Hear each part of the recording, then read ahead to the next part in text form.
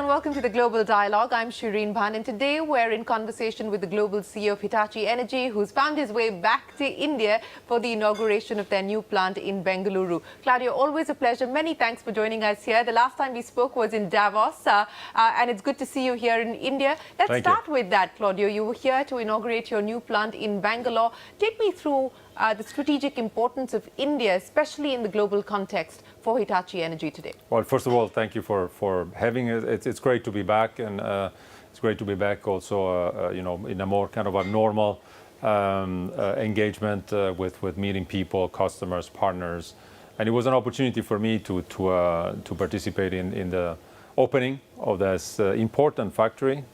It's yet another step for us to make sure that everything that is needed from an energy transition standpoint on the technology side, and particularly when it comes to the grids and how to manage the power quality, how to manage those resources, renewable resources particularly, deliver the electricity at the quality, at the location, and at the time that is needed, with more and more electrification coming on board with electrical vehicles, with industries electrifying to clean up the processes as well. All of that, it's at the center of what we do now in this new factory, which is power quality products and components and systems, all the way from low voltage to ultra high voltage. It's great that we have all those competence here in India as well. And the importance of the market in India, everyone of course sees the importance and the relevance because of the size, because of the growth opportunity, because also of the competitiveness of this market. But for us, it's even more important strategically to support the global growth. We have, out of 40,000 people that we have globally, 5,500 are here, and about half of those are supporting the global growth from an engineering center standpoint, from a manufacturing capacity standpoint as well. And what is also very important for us is that in this energy transition, India understands well all the components, not only the generation side with renewables, with future of hydrogen, hopefully green hydrogen, electrifying the demand, but also understanding what the grid needs to, how the grid needs to evolve in order to cope with that complexity. So let me link those two aspects. One, the growth story that you spoke of, and then the energy transition. What's the sense that you get from your team here in India about the kind of opportunities that you see along the road? What is the order book position at this point in time? How strong is it looking for you? What's the visibility? So the pipeline is strong. It's strong in India as it is strong globally. As I share with my team, I've been in this part of the space for a couple of decades. I've never seen such a strong, consistent tailwinds from a demand standpoint, all driven by the same rationale, by the same purpose of addressing that carbon footprint and driving that energy transition and accelerating even that energy transition. So across the portfolio that we have, we are now seeing good tailwinds across also the markets, and certainly India, it's one of those. At the same time, we all know that we also are facing quite some headwinds on the supply side that we need to also focus on to manage, mitigate those risks, long lead times, and so on. But altogether, the combination of, once again, that mid to long-term perspective of having the commitment from countries like India to deliver that net zero, and our commitment from an innovation standpoint, from a technology provider standpoint, to really help partnering with our customers, with all the stakeholders, to help accelerating that deployment. One of the concerns, and you spoke about some of the supply shocks that the market is facing today. And I remember we spoke about this as a concern when we were in Davos as well, on account of what's happening between Russia and Ukraine. 6 months and the war continues now. And that is impacting the way that Europe consumes energy. Who would have thought that we would see coal coming back on stream? But that is a reality, at least in the short to medium term, that one is having to contend with. How do you see this impacting the transition? You said that so far there's been no impact on demand. But do you believe that at least in the short to medium term, this is going to derail things when we talk about the energy transition? It might. In one or the other occasion, it might delay decisions on investments. Some of the players will have to reprioritize to address the short term. And of course, the short term in certain cases might be how do we go through the winter? And that, of course, is something that from a social perspective needs to be the priority, making sure that everyone has what it takes to go through that. That said, I don't see anyone deviating from the long-term goal.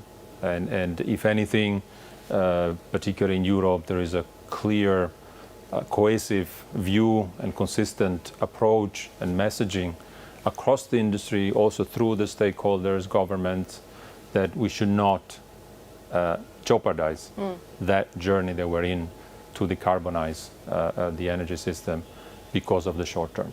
We'll have to manage priority on the short term, but the long term remains intact. Absolutely, and I think what is very evident, whether it's Europe or the US or of course even India, the impact of climate change is visible and is evident for all to see. But I just want to stress a little bit more on the short to medium term. And you said that this is going to be something that governments, policymakers, organizations like yours will need to manage. Now, what does that mean in terms of changes? Anything specific that you're doing differently to be able to mitigate the risks and the challenges that come up in the short to medium term, especially through this winter that is approaching?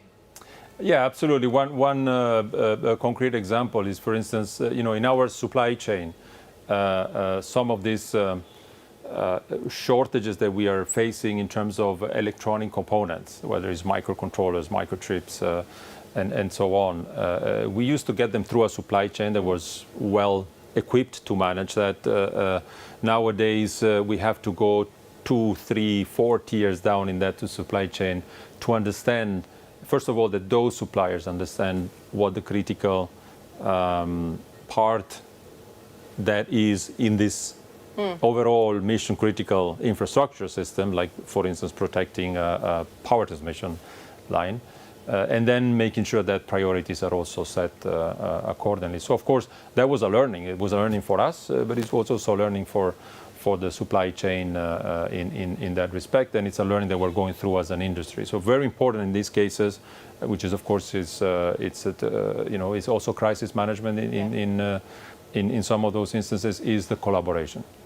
So as much as I've been communicating also during our events in Davos that there is no way that we can address this, the scale and the speed that we need to deliver those commitments on net zero if we work the way we used to work in the past as silos. We have to be able to collaborate horizontally, and even more so now to manage this crisis. So as an industry, we need to look at this cohesively. We need to look at what is it that we can do entirely as an industry to navigate through the short term and then take those learnings to hopefully accelerate even further the long-term commitment that we have on decarbonizing. Right. Let's move back to India then and talk about the Hitachi Energy ecosystem. You talked about this new facility that you've set up with an investment of about 100 crore rupees, I'm given to understand. You have the facility in Chennai, which is supporting your engineering services as well. So 5,500 people is what you currently have. Given the opportunity that you see here in India, not just to address the domestic market, but for India to be able to address global growth and global demand for you, what kind of future investments will you need to make? Well, for sure, we will continue to look at investments to localize further. Roughly, if you look at the entire portfolio that we have globally as Hitachi Energy, 80% is already localized. The last step in that was what we inaugurated yesterday on the power quality. But of course, there are other parts of the portfolio and technology that we continue to invest on globally. And because, as I was saying before, India, it is today already a central part of our global strategy, but even more so looking at what we need to deliver for that energy transition, for that technology to be deployed, India will become even more important in that role, playing a role to help supporting this growth on global scale. We're looking at what is it that we do today to make that 80%, maybe 100%, but also expanding around that portfolio, expanding, as I call it, at the edge of our core, which is the grid, because we need to better understand the needs of our customers when they electrify transportation, when they electrify their processes on the industry side. We need to better understand also these complementary sources of energy, clean energy, such as hydrogen.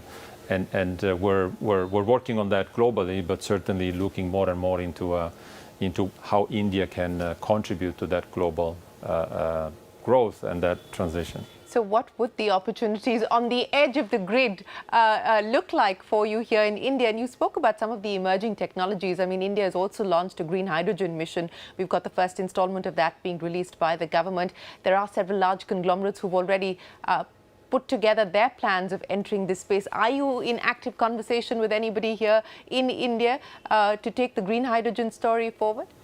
We have announced just recently a partnership and signing a memorandum of understanding in Europe in a venture, H2 Green Steel, that will develop technology leveraging green hydrogen to produce green steel. And of course, we're there not for the process of the hydrogen nor for the producing steel. That's not our core competence, but our core competence is to make sure that we understand what we need to do to integrate that generation and that production into this electrical energy system of the future. And then, of course, we took that first step in Europe, but we're looking forward to expand that. And there is no doubt that in India, all those components are being looked at, but also factored in terms of commitments, investments from the government, from all the industry, and we certainly want to be part of that. But again, thinking about India as part of this entire global opportunity. We'll end to a short break and return with our conversation with the Global CEO of Hitachi Energy on the Global Dialogue.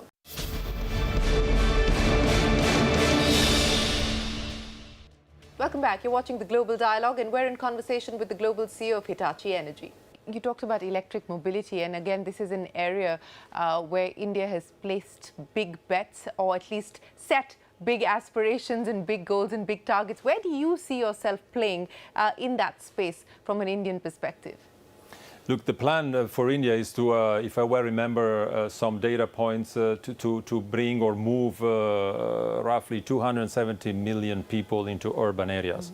And of course, then to also then electrify the transportation mode, not only electrical vehicles, but also electrify the entire rail system in India, which is absolutely the right priority. In our case, we look at ourselves with our core competence on managing with our customers those critical infrastructures such as electricity, to really find solutions, technology that help, for instance, those customers integrating charging infrastructure for public transportation, not for the individuals and not the residential, but making sure that, for instance, public transportation buses can be electrified in an efficient, affordable way and reliable way, and let alone, of course, electrification of rail.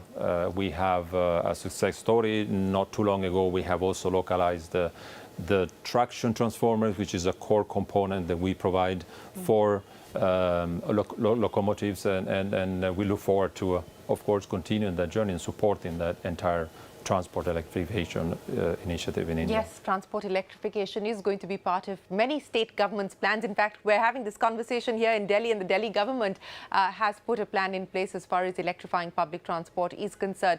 But any further appetite for more M&A in India? Look, first of all, as we communicate also our strategy, Hitachi Energy 2030, we want to make sure that our customers, our partners understand that we're also committing to invest. Number one for us, investments is organic, is in innovation. That's our core. That's who we are. We want to keep the leadership in terms of technology. But of course, because a lot of this technology is also evolving very fast, as you well know, in many areas, we will use partnerships, and also we will use inorganic investments in order to help us accelerating the deployment of some of those technologies. And there are some good opportunities in India. There are some good opportunities in other markets. As soon as we will know more, we will be able to share more with that. But once again, for us, India is at the center of that growth. And what is really that I'm really excited is to see that there is one differentiator that has been there for a while, and even more so in India, is the availability of talents. There is a talent pool, also specifically not only on the digital side, and everybody is well aware of that, but also on this energy transition. There is a talent pool for power system engineers, for people that can combine digital and energy technology and help us in innovating for India and for the world. You know, you spoke about the need to bet on emerging technologies, and that could potentially be an area of possible M&A for you. Take us through where you believe the gaps lie today. What looks exciting from a potential of being able to scale those technologies up? What will you be looking at? From an IT perspective, we are actually in a better position now that we are part of the Hitachi group. As you know, Hitachi owns 80% of Hitachi Energy, and they've been investing tremendously on the IT and on the IoT side. We come in from an energy perspective on the OT side. We have a lot of what it takes on that one, but we now have our partner right with us that has the scale, the capabilities, the global reach to support that digitalization together with our customers. And of course, the more we learn how to work together, the more we learn what our customers need in that digital transition, in that digital transformation journey, and the more we see the opportunities then again to develop together with them organically and potentially inorganically some areas. Once again, for us, the inorganic path is really bolt-on. We want to make sure that we focus our efforts on adding that part of the technology that will help us creating a stronger, better solution, faster, and of course more efficient to our customers. Let me end by asking you about the near-term risks and challenges that global CEOs like you are faced with. Inflation, decadal highs across the world at this point in time, whether we talk about the US, Europe, UK, not that bad in India at this point in time, but certainly a cause of concern. Commodity prices, again, we don't know how long they're going to continue to last at the levels that they are, but the expectation is that it is going to continue to be tight when we talk about supply. And then the big R word, the fears of recession across several major economies. As a global CEO, how do you map these three risks today? As you say, look, as I was mentioning before, while we are looking at all the opportunities and all this tailwind that I was mentioning, particularly in our space because of the energy transition, because of the long-term commitments on decarbonizing, the combination of all what you mentioned, I have never seen that coming in with such a strength and across all the sectors, across all the geographies. It's a challenge, and some of us, I'm old enough to go back and try to remember what we did in some of the inflationary periods that we had in the past. But many of us out there have not seen that. So it's for instance, inflation at 10% in the UK. It's something that many of us have never dealt with, and it's something new. Variability and unpredictability, on uncertainty on commodities, not only the cost and the price, but also the availability, the lead times that are longer than what we ever expected. All of that is something that we need to deal with, and what we need to do is to make sure that we learn as fast as we can how to deal with this new environment, and ensuring that once again we do this not as a silos. I won't be able to solve with my team many of these problems. Take the example of the power electronics components, shortages and so on. We have to go all the way throughout the value chain and collaborate with everyone in every step in order to make this work. And we do more and more of that also with our customers and with the broader stakeholders. But what does that mean in real ways in the near term? Does it mean a pause as far as expansion plans are concerned, investment plans are concerned, hiring freezes? Given the fact that there's an uncertain environment that you are faced with today, does it change business strategy in any form or fashion? Does it put things on hold or pause for now? You will always have one of the other projects that we will have to put on pause because the assumptions are not and the parameters are not in line with the decision we made under certain different conditions. But if you, once again, overall, I think we are in a lucky position because we have the demand supporting. So we are in a growth pattern. We are hiring in India. We're hiring globally. We're hiring talents and engineers that will help us in delivering all the commitments that we've been making to our customers and the trust that our customers have put on us. But at the same time, we need to be careful. We need to be selective.